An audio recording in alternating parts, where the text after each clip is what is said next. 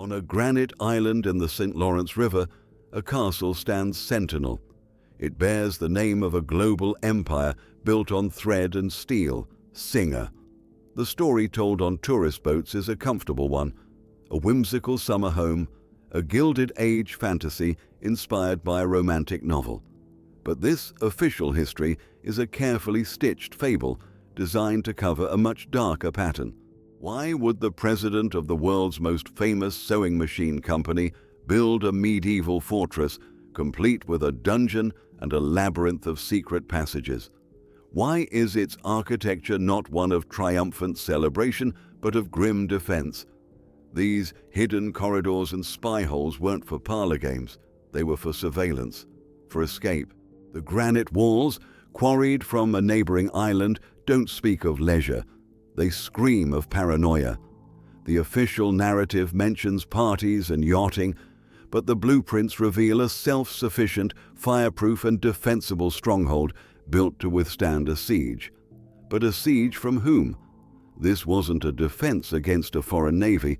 It was a fortress built against an enemy much closer to home, an enemy forged in the very factories that paid for every stone. So we must ask the question that history has conveniently ignored. What was Frederick Bourne, the master of a domestic empire, so terrified of? What was the Gilded Age horror so profound that it drove him to build a sanctuary not to enjoy his fortune, but to hide from the world that created it?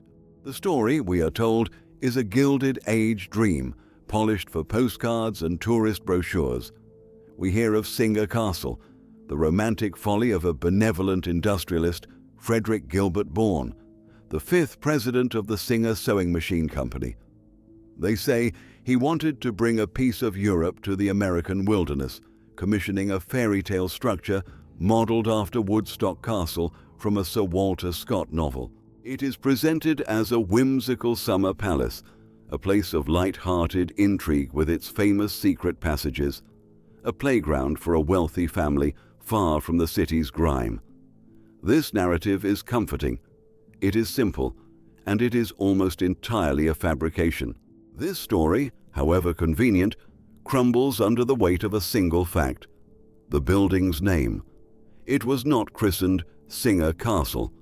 It was commissioned and built under a much colder, more imposing title: The Towers. This was not a name drawn from romance, but from a posture of power and defense. The shift in name is the first clue that we are dealing with a sanitized history. The popular narrative asks us to believe that a man who commanded a global manufacturing empire, a master of logistics and ruthless corporate strategy, would spend a fortune, over $500,000 in 1905, the equivalent of tens of millions today, simply to indulge a literary fantasy. The idea is absurd. The motivation for this granite fortress was not found in the pages of a novel, but in the blood-soaked headlines of his era. To understand the Towers, you must first forget the sewing machine and remember the violent world that built it. The late 19th century was not just an age of unparalleled wealth. It was an age of open, brutal class warfare. Frederick Bourne, a man who rose from a humble clerk to the presidency, had a front-row seat to the chaos. He witnessed the Haymarket Affair of 1886, where a labor demonstration ended with a bombing and the execution of anarchists. He watched the Homestead Strike of 1892, where steelworkers fought a pitched battle against Pinkerton agents hired by Andrew Carnegie and Henry Clay Frick, leaving 16 people dead. This was his world, a landscape of strikes, assassinations, and a deep, simmering rage directed squarely at men like him. This is the overlooked story, the forgotten parallel. The Towers was not a retreat from the city. It was a strategic withdrawal from society. It was conceived as an impregnable, fireproof and defensible sanctuary for his dynasty. Every architectural choice was dictated by a deep-seated paranoia, a rational fear of the very workforce that generated his immense fortune. The intricate network of secret passages was not for the amusement of his children. It was a system for surveillance and escape, allowing him to monitor his staff and guests or to vanish if the island were ever breached. The granite construction wasn't chosen for its rustic charm, but for its resistance to fire, a defense against arson, a common tool in the era's violent labor disputes.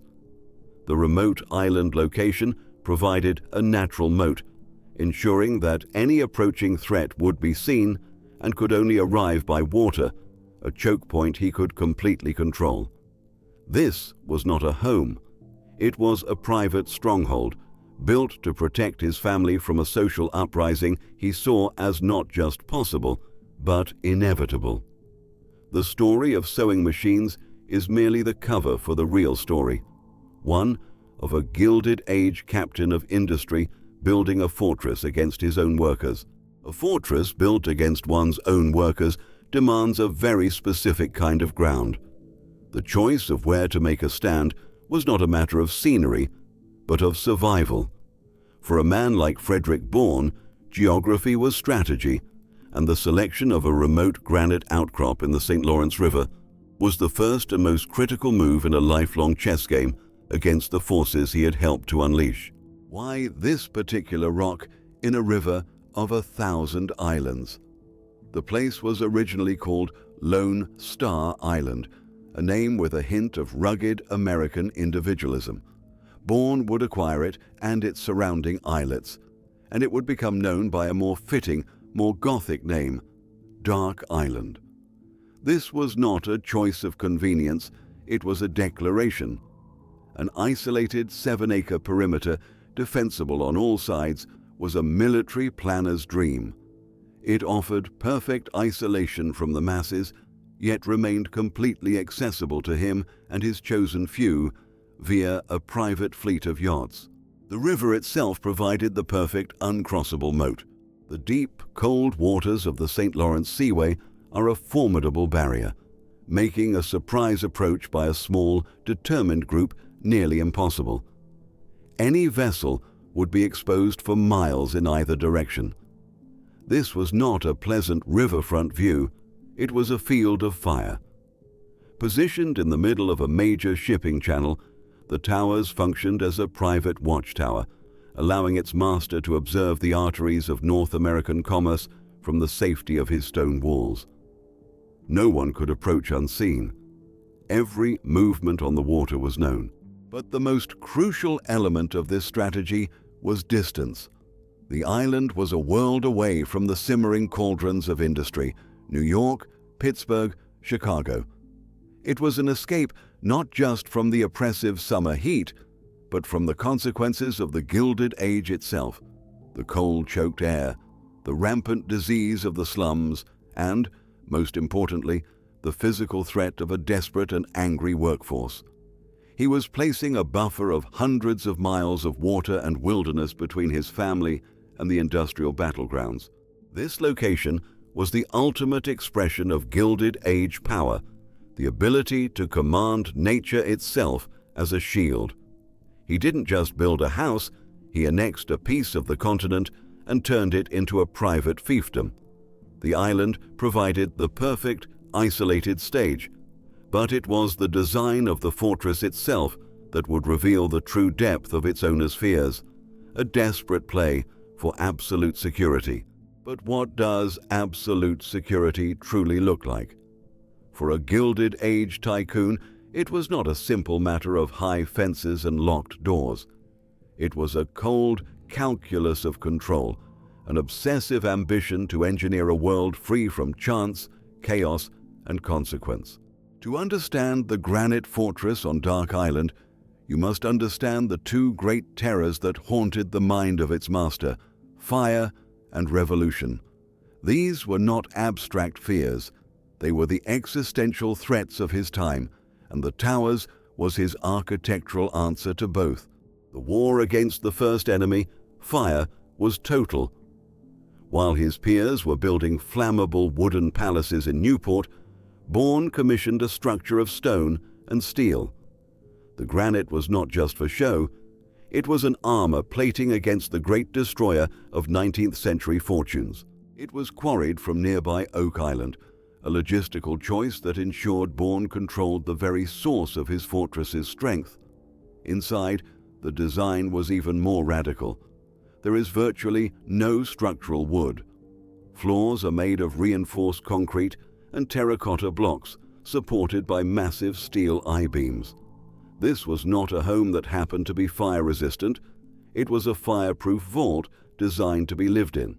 But surviving a fire is meaningless if you can be starved out or cut off from the world. This brings us to the second principle of the fortress: absolute self-sufficiency. Bourne was building a machine for living that could operate independently of the civilization he distrusted. A massive powerhouse was constructed, containing a steam-driven generator that supplied electricity to the entire island. This was a strategic masterstroke. The towers had reliable power years before many mainland towns, meaning it could be lit, heated, and defended without reliance on a vulnerable external grid. A sophisticated pumping system drew water from the river, and a vast icehouse preserved provisions. The island could be sealed off, a self-sustaining kingdom in miniature. This obsession with control, however, extended beyond external threats. It turned inward, revealing the deepest layer of Bourne's paranoia. He instructed his architect, Ernest Flagg, to weave a web of secrecy into the very bones of the building. The castle is riddled with a network of hidden passageways, concealed doors, and secret panels. These were not charming novelties for games of hide and seek. They were an arsenal of surveillance and escape. From within the walls, Bourne could move unseen, listening to conversations, observing his guests, and monitoring his staff. The most chilling evidence is found in the library. Here, a portrait of a court jester swings inward, revealing a hidden peephole and a narrow passage. From this concealed vantage point, one can look down, completely unnoticed, upon the great hall below. Imagine the mindset of a man who builds a secret spying post into the heart of his own home. And then there is the dungeon. While tour guides may treat it as a quirky feature, its presence speaks to a grimly practical imagination. It begs the question, in this fortress built to repel the outside world, who was the dungeon for? The answer reveals the ultimate truth of the castle. It wasn't just a shield against the anger of the masses, it was a mechanism to control everyone within its walls. A mechanism to control everyone within its walls must first send an unmistakable message to everyone without. Before a single secret passage was used, before a single hidden peephole was activated, the fortress had to declare its purpose to the world. And the exterior of the towers was a masterclass in architectural intimidation. This was not a building that invited you in. It was a structure that dared you to approach. The commission was given to Ernest Flagg, an architect celebrated for his elegant Beaux-Arts skyscrapers that defined the New York City skyline. The choice itself is a paradox. Why hire a master of light, urban sophistication, to build a grim, medieval stronghold in the wilderness? Because Bourne wasn't buying a style. He was buying a statement. Flagg was instructed to create something ancient and unbreachable, a fusion of Scottish baronial and Richardsonian Romanesque styles. These were not the aesthetics of a welcoming summer home. They were the aesthetics of power, permanence, and war. The primary material is a dark, rugged granite, blasted from a neighboring island that Bourne also owned. The stone seems to drink the light, giving the castle a somber, almost menacing presence against the bright river. This was a deliberate choice. It visually roots the structure to its island, making it appear as if it grew from the rock itself, an ancient geological feature, not a recent creation of new money. The message was clear. This was not a temporary residence, but a permanent dynasty. This stands in stark opposition to the Gilded Age mansions of Newport. Those famous cottages were built for display. They are light, airy, often wooden structures with vast windows and sprawling verandas, designed to be seen and to host a glittering social theatre. They are fundamentally insecure, built on the assumption of a peaceful, ordered world where the only battles were for social supremacy. The Towers rejects this world entirely. Its windows are smaller, its walls are thick, and its profile is one of defense, not invitation. It is the architectural antithesis of Newport. It is a statement of anti-social power, a retreat from a world deemed hostile and untrustworthy. Every element reinforces this message. The soaring, 4-story clock tower is not just for telling time. It is a watchtower, offering an unparalleled 360-degree view of the surrounding seaway. The turrets and crenellations are not romantic fantasies. They are the symbolic language of a medieval keep. They speak of archers, of sieges, of a lord secure within his domain, looking down upon any who might approach his shores. It is an architecture of vertical dominance and impenetrable defense. This exterior was not designed for admiration, but for deterrence. It was the first line of defense, a carefully crafted projection of feudal power in an age of supposed democracy. It told the world that the man inside was not a mere businessman, but a sovereign in his own right, protected by walls of stone and a moat of cold, deep water. But this menacing exterior was merely the shell. The true genius of its design, the real mechanism of social control, was hidden within its floor plan. If the threatening exterior was a declaration of power, the interior was the engine that made it function. A floor plan is more than a layout of rooms. It is a diagram of a society, a blueprint for a way of life. And the floor plan of the Towers reveals a world of almost pathological order, a machine designed for the perfect, frictionless performance of Gilded Age hierarchy. It was not a home, it was a social mechanism, ruthlessly efficient and built upon one central principle: absolute control. The most profound expression of this control was the complete erasure of labor. A staff of nearly 40 people was required to run this machine, yet they were designed to be invisible. A complete, parallel network of secret corridors and hidden staircases exists behind the main walls, a ghost network that allowed servants to move throughout the castle's 28 rooms without ever entering the family's line of sight. They were the unseen human engine, stoking the fires, preparing the meals, and cleaning the rooms, their existence acknowledged only by the results of their work. This was not a design choice for convenience, it was social engineering, ensuring the masters could live in a world seemingly free of the toil that supported it. This medieval social structure was powered by a startlingly modern heart.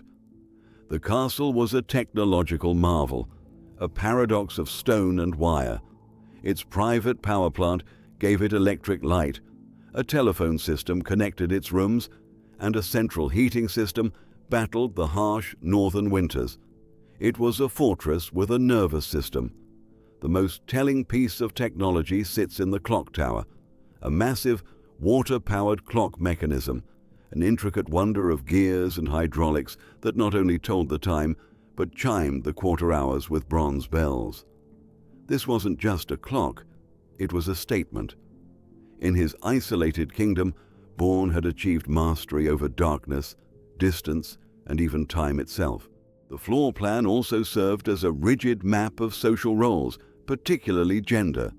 The spaces were clearly demarcated. The library, paneled in dark wood and filled with books, was the undisputed male domain, a place for business, intellect, and strategy. The nearby breakfast room, filled with hunting trophies, was another bastion of masculine ritual. These stood in contrast to the brighter, more open spaces for receiving guests, the traditional domain of the lady of the house. The architecture itself dictated the boundaries of behavior, creating a stage where every member of the household knew their part and their place. But the final, darkest layer of this mechanism reveals that the secret passages were not just for the servants.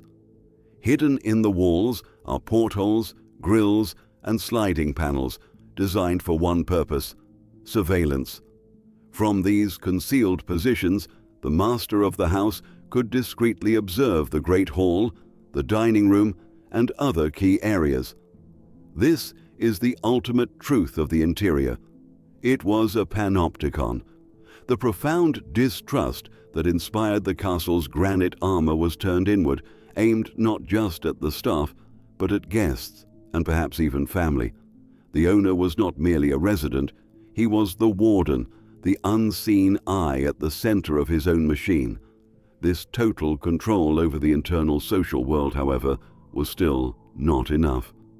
The machine had to extend beyond the stone walls to conquer the island itself. A machine for social control cannot function in a wilderness. For the fortress to be complete, the island itself, its wild, chaotic nature, had to be broken and remade in the image of its master. The obsessive control that dictated the interior's hidden passages and fireproof corridors could not stop at the stone walls.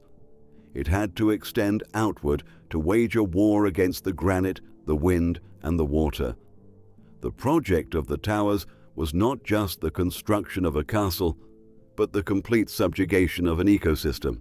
The first enemy was the island itself.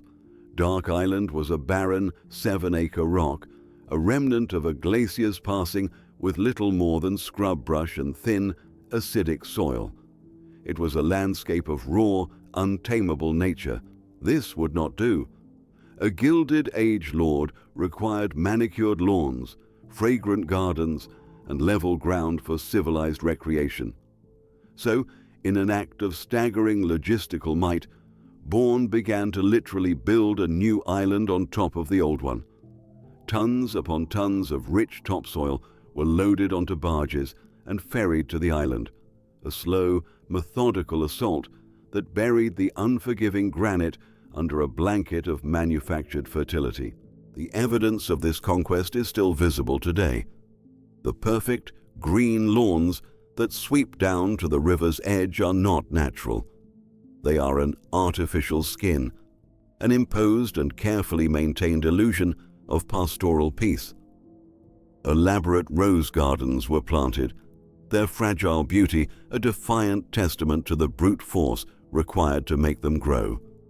And in the ultimate symbol of this imposed order, a tennis court was built, a perfectly flat, geometric plane of recreation laid over a jagged, hostile foundation. This was not landscaping, it was terraforming.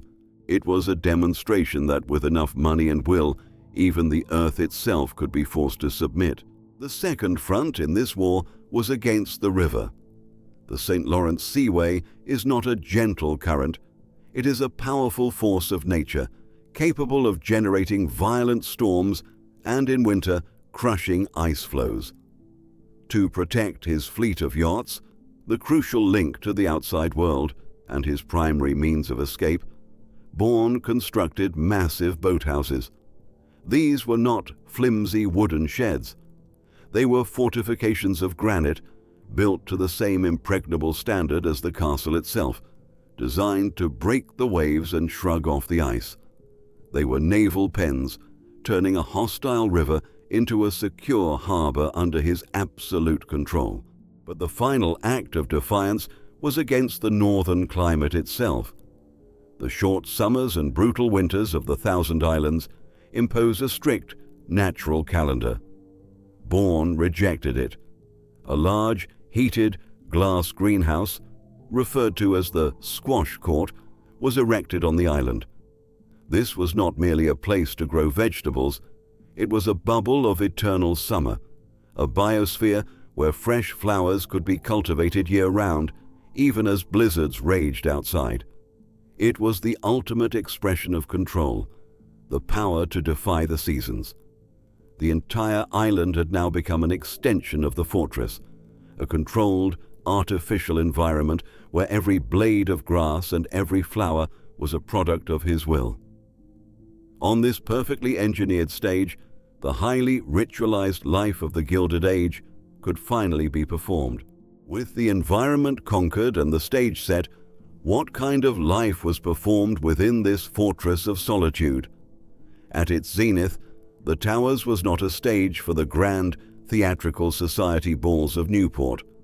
Its formidable appearance was a filter designed to keep the world out, not to invite it in. Life here was not a public performance for the gossip columns, but a series of highly controlled, private rituals that reinforced the family's status as a self-contained dynasty. It was less a palace and more a royal court in exile. The central ritual of this court was the commute of its king. Frederick Bourne, despite being on a remote island, remained the active president of a global corporation. His journeys to the Singer headquarters in New York City were a spectacle of private, seamless power. He would board his personal steam yacht, the Sayonara, which would ferry him down the river to the mainland. There, a private rail car would be waiting to attach to a southbound train, delivering him directly to the heart of his financial empire. This was not a commute.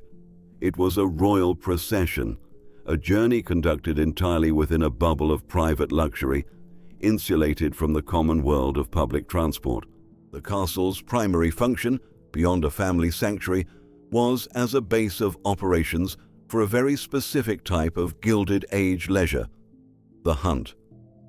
The surrounding islands and the nearby Canadian mainland were rich with waterfowl and deer, and the Towers served as a luxurious, fortified hunting lodge. This was not sport for survival. It was a ritual of aristocratic dominance over the natural world.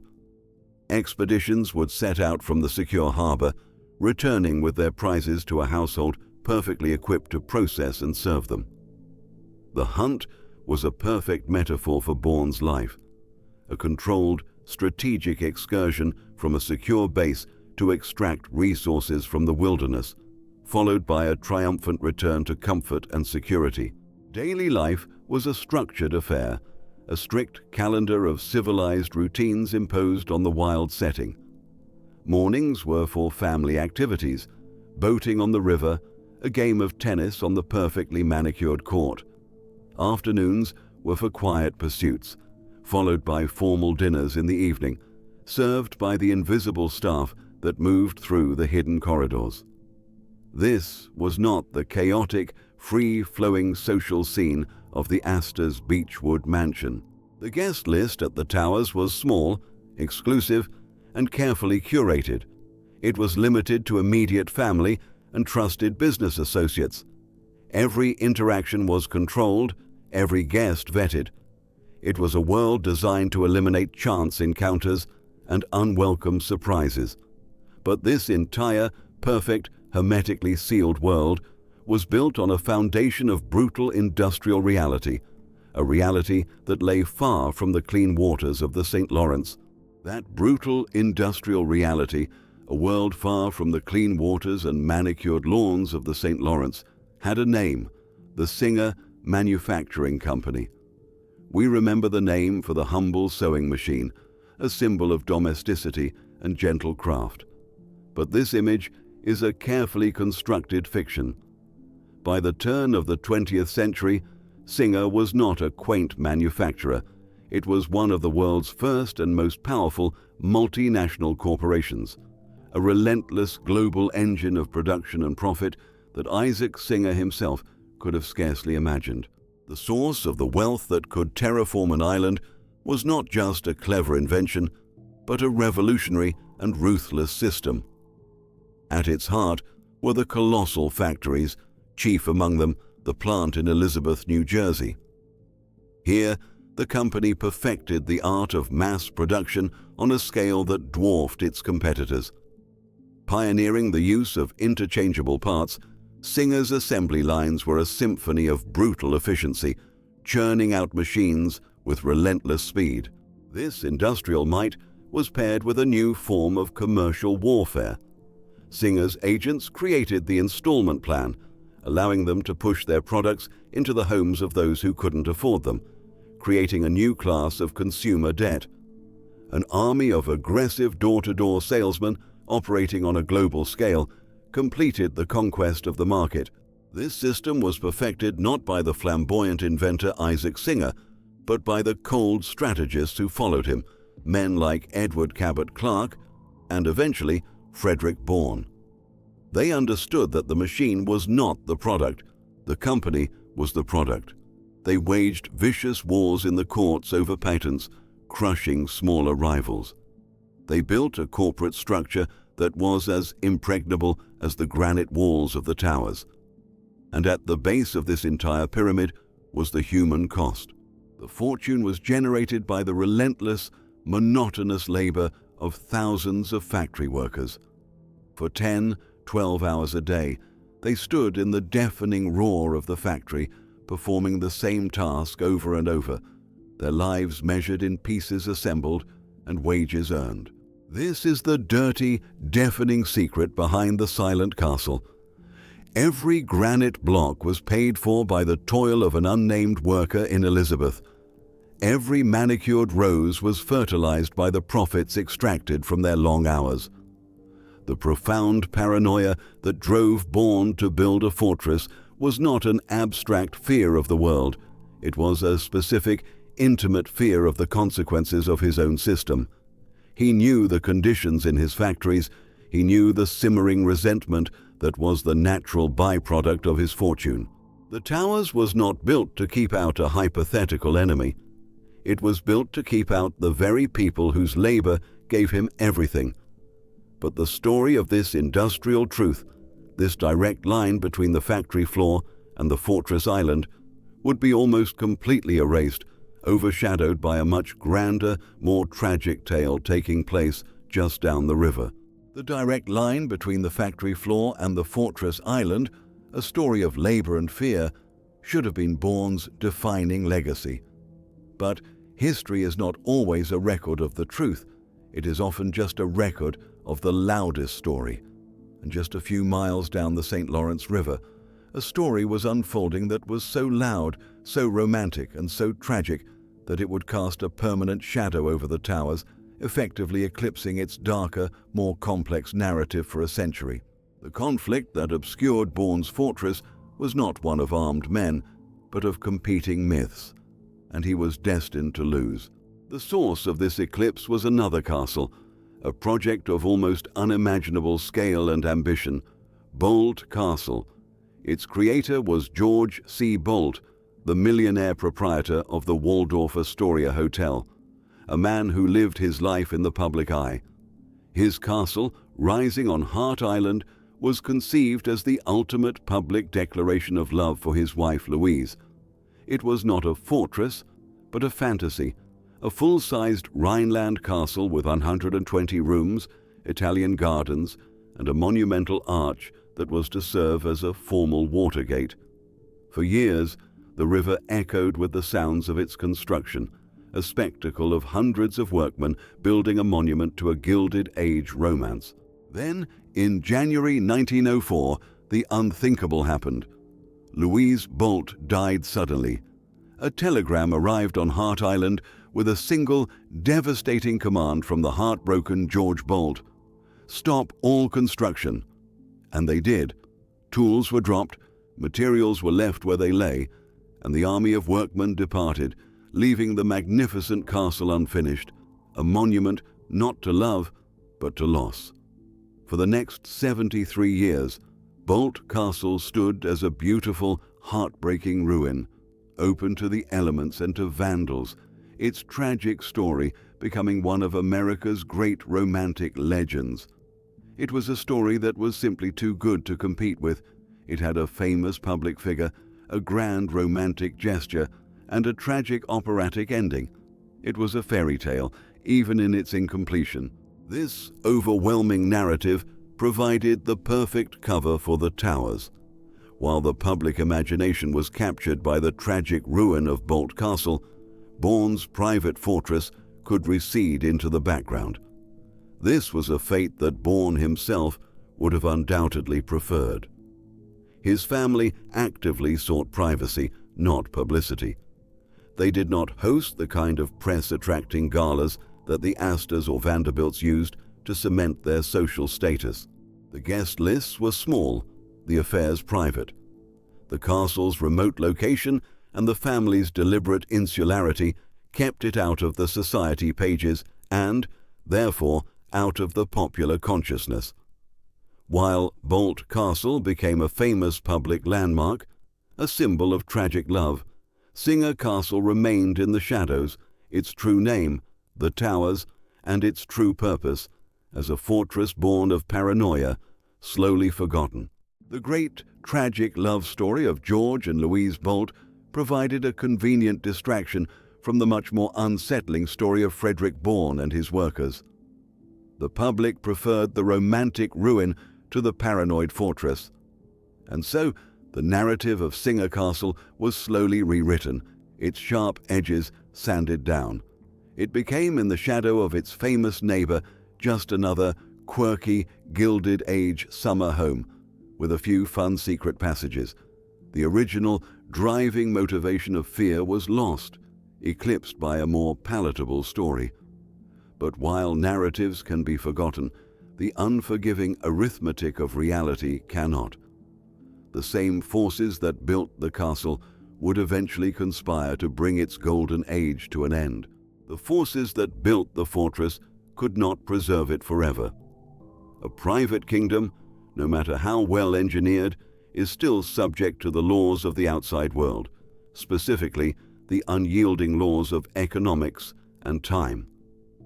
The golden age of the towers, a period of absolute control and limitless resources, ended not with a bang, but with a slow, grinding calculation of decline.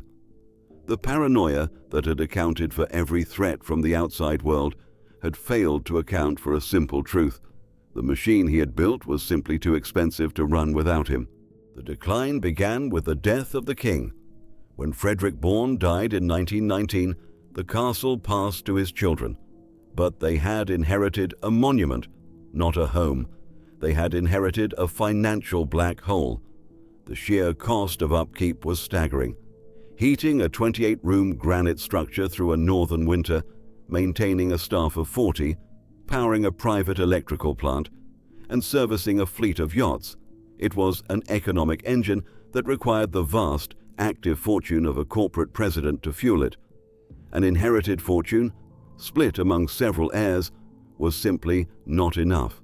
The fortress, designed for one absolute ruler, was ill-suited to a committee of descendants. Then came the great equalizer. The economic crash of 1929 and the ensuing Great Depression struck the world of inherited wealth like a thunderbolt. The value of the family's stocks and holdings plummeted. Suddenly, the extravagant seasonal lifestyle of the towers was not just an indulgence, it was an impossibility. The world that had allowed one man to terraform an island and build a private fortress had vanished, replaced by a new reality of scarcity and survival.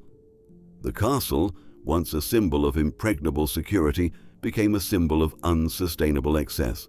The final blow was delivered by World War II. The global conflict created massive labor shortages as young men went to war and women went to work in factories. The large, cheap pool of service staff that had been the invisible engine of the Gilded Age evaporated. Sourcing materials like coal for the power plant and parts for the intricate machinery became difficult and expensive. The war effort demanded national sacrifice, and the era of the private feudal lord was over. The very industrial forces that had created Bourne's fortune now demanded a new kind of social contract, one that had no room for a secluded kingdom in the Thousand Islands. The end was a slow, piecemeal surrender. The family began selling off land, and eventually the castle's custom-made Stickley furnishings were auctioned away, the soul of the machine sold for parts. Finally, in the 1960s, the castle itself was sold for a nominal fee to the Harold Martin Evangelistic Association. They gave it a new name, Jorstadt Castle, further burying its original identity.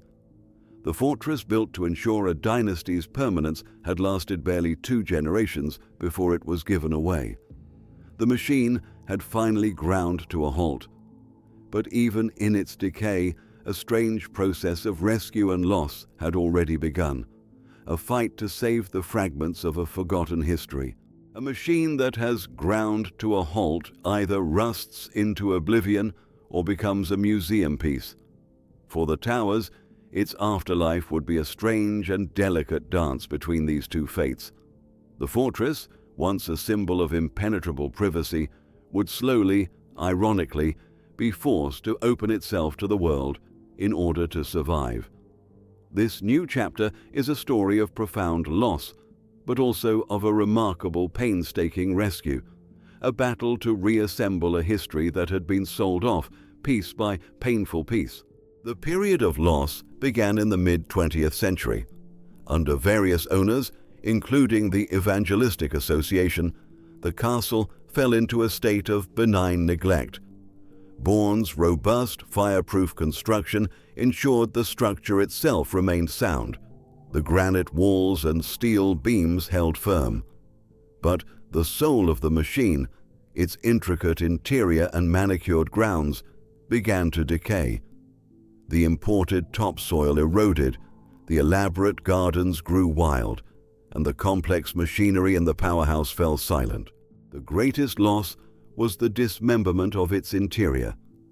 The original, custom-designed Gustav Stickley furnishings, prime examples of the arts and crafts movement, were deemed old-fashioned and sold off at auction. The castle was becoming a hollow shell, its story and purpose scattered to the winds. The rescue began in earnest in 2001 when the property was purchased by Dark Island Tours, Inc. The new owners understood that they had not just bought a building, but a piece of history. They began the monumental task of restoration, not just repairing the physical structure, but actively hunting down the castle's scattered soul. They embarked on a treasure hunt through auction houses and private collections, seeking to reclaim the original furnishings. This effort has been astonishingly successful. Today, it is estimated that between 80 and 85% of the original furniture has been recovered and returned to its rightful place within the castle's rooms, allowing it to breathe again with a semblance of its original life. This physical rescue is supported by a more fragile archival one. The memories of the castle's zenith are not lost. They are preserved in scattered fragments. The official records, guest books, operational logs for the powerhouse, and household accounts provide a direct, factual link to its daily routines. Family photographs and letters, held by both Bourne's descendants and local institutions like the Thousand Islands Museum, offer a more intimate glimpse into the lives lived within the fortress walls. The blueprints, preserved by Ernest Flagg's firm, tell the story of its secret architecture. The castle's afterlife is a constant process of weaving these threads back together, of piecing together the evidence to reconstruct a story that was almost completely erased. Today, the fortress that was built to keep the world out now invites it in. It operates as a tourist destination, and for a price, you can even rent it for an overnight stay. The secret passages, once tools of surveillance and paranoia, are now the main attraction, a source of amusement for visitors. The story told is still the sanitized one of a whimsical sewing machine magnate and his romantic summer home. But for those who know where to look, the evidence of its true, darker purpose is everywhere, and understanding that purpose offers a critical lesson, a lesson about the profound fragility of both wealth and history itself. That lesson of profound fragility is the final secret locked within the walls of the towers. It tells us that history is a contested space where the most convenient narrative often buries the most important truth. And the truth of this castle, stripped of its romantic fables, offers a lesson that is more vital and unsettling today than it was a century ago. The core lesson is this: fortresses of wealth are not built on foundations of confidence. They are built on foundations of fear. The Towers is a physical manifestation of the deep, gnawing anxiety that ran parallel to the immense optimism of the Gilded Age. It is a monument to the paranoia of the powerful, a tacit admission that the men who were transforming the world were terrified of the world they were creating. Think of the contrast.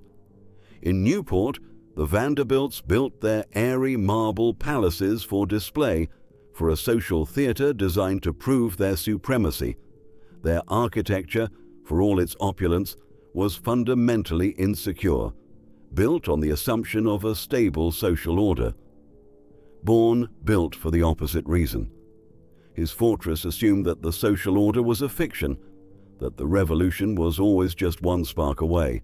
His private kingdom proves that the titans of industry knew, on some level, that the system they had perfected was a powder keg. While they preached a gospel of progress and opportunity to the public, they privately invested in fireproof vaults, defensible islands, and secret passages. The Towers was not an escape to paradise, it was a retreat to a fortified position. The granite was meant to last for centuries, but the social order it was designed to outlast crumbled in less than a generation, proving that no wall is high enough to keep out the forces of history. So why does this forgotten fortress on a remote island matter to us now? Because the Gilded Age never truly ended. We live in its echo, an era of unprecedented wealth concentration existing alongside deep social and economic anxiety. The story of the Towers is a warning that the architecture of paranoia is not a historical artifact. It is a recurring symptom of extreme inequality. Look at the world today. The private islands purchased by tech billionaires, the luxury doomsday bunkers built for the super-rich in New Zealand, the armies of private security that insulate the wealthy from the public. These are the modern children of the Towers. They are born from the same fundamental fear, that the world that generates their immense fortune is inherently unstable, and that a day of reckoning may come. Bourne's fortress is simply the original blueprint. For those of you who want to uncover these hidden histories, the story of this castle offers a practical roadmap. The first step is to always reject the official story, the postcard narrative. Look for the contradictions. Why does a summer home have a dungeon? Why does a romantic castle have spy holes? The motivation is never just whimsy or aesthetics. It is a response to pressure, to fear, to a threat that has been deliberately forgotten. To find that threat, you must investigate two separate, seemingly unrelated archives. The first is the Archive of Leisure, the local historical societies, the family photo albums, the society pages. This will give you the official story. But the real key lies in the second archive, the Archive of Labor. You must find the business records, the reports of strikes at the factories, the payrolls, the testimony of workers. You must research the social and political turmoil of the era. The truth is found where these two stories collide, where the plans for the Rose Garden intersect with the records of a violent factory strike. The real history of the Gilded Age is written in that collision. Ultimately, however, the primary document is the building itself. You must learn to read the architecture. A building like the Towers is a confession written in granite and steel. The hidden passages for servants are a statement about the invisibility of labor. The fireproof construction is a testament to the fear of arson. The surveillance peepholes are an admission of profound distrust for everyone. These are not features, they are clauses in that confession. History is not just what is remembered, it is what is built, and what is built can never be truly silenced. These investigations are not easy. They require sifting through forgotten archives and challenging the comfortable myths we are told about our past. It is a slow and difficult process, but it is essential work. If you believe this work is important, support our channel. Like this video, subscribe to our series, and hit the notification bell so you don't miss our next investigation. The algorithms that govern this platform value your engagement, and your support allows us to dedicate the time needed to uncover these stories. But most importantly, I need your help. I need your eyes and ears. What is the building, the family, the forgotten factory, or the abandoned project in your part of the world that holds a secret? What is the place that everyone knows, but no one really knows the story of? Tell me in the comments below, because history is not owned by the powerful, it is reclaimed by the curious.